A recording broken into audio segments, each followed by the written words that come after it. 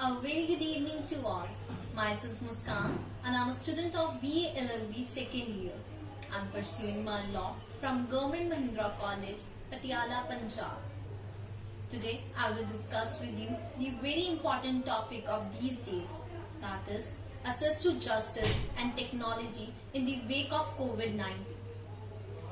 Ever since 1979, Indian Supreme Court has accepted access to justice as the basic human right. Towards achieving this goal, the Legal Service Authority Act was passed by Parliament in 1987. As the result of this legislation, free legal aid and advice is available to all women, children, persons under custody and other disadvantaged and marginalized people. In the wake of COVID-19, access to justice has been challenged in an unimaginable way. The first reaction of the courts in India was to limit the lawyers and litigants entering in the courts. However, because of the sheer volume of pending and listed cases, this does not dramatically reduce the daily footfall. But this led to another decision taken by the court to restrict the limit of cases to only urgent matters and finally to very urgent cases. Now, the COVID-19 pandemic has overtaken us. India is in lockdown and the courts are shut. In that situation, the question arises that can access to justice be denied to millions of litigants? And answer to that question is that no. Access to justice can never be denied to any single litigant. To overcome the situation of lockdown, the constitutional courts, including the Supreme Court of India, is experimenting with video conferencing to hear the cases.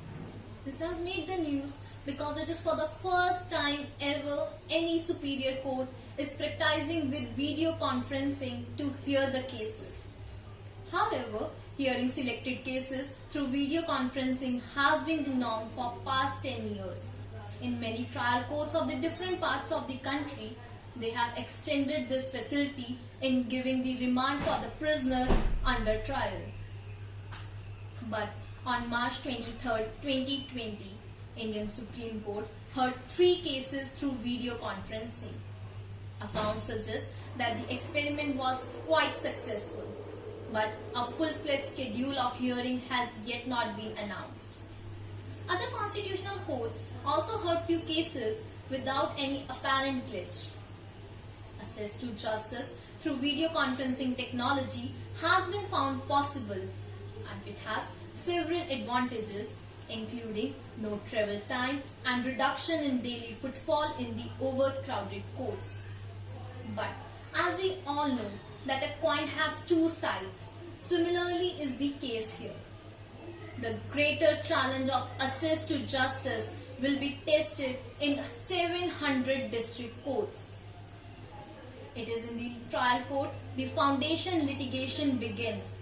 While the cities and metros have easy access to technology, but the courts in rural areas lack in the basic internet access and the broadband facilities. The imperative need of R is to ensure that the video conferencing infrastructure is upgraded, finely tuned and enhanced substantiality and are very fast, so that each and every bench of the constitutional courts can begin their work with whole strength and capacity and all the matters are heard. Another use of technology done by Supreme Court is translating its judgment into 9 Indian languages.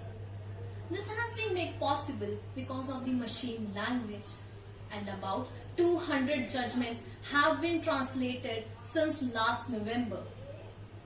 The plan is to increase the number of judgments and the languages in which they will be available. This is in line with overall access to justice program of the Indian judiciary.